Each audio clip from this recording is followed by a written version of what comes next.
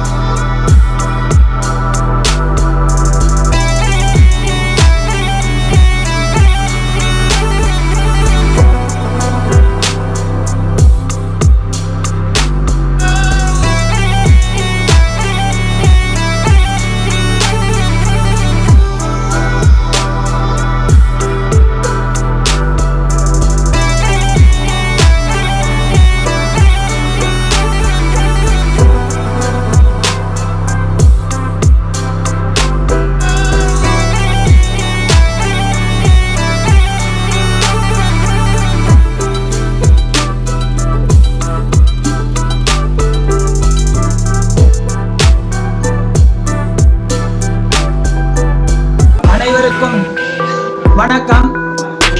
3 குருக்களும் இணைந்து நமக்கு சண்டியாகத்தை பிரமாதமாக அற்புதமாக நடத்தினார்கள். ஐயாவுடைய அனுகிரகம் தொடர்ந்து 5 முறை இந்த ஸ்தலத்திற்கு நான் வந்துள்ளேன்.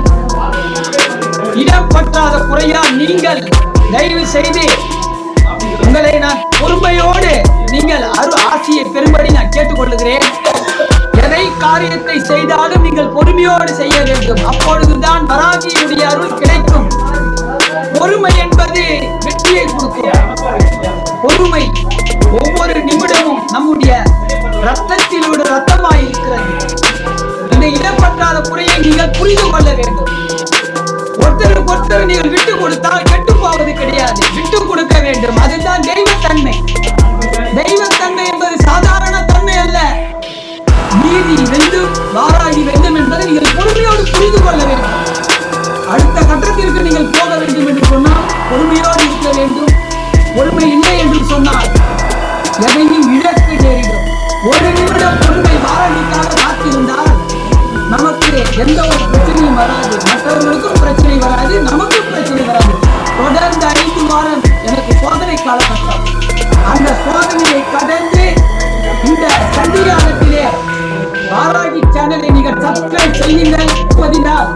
நவபாஷண வாராகியுடைய அருள் உங்களுக்கு கிடைக்கும்.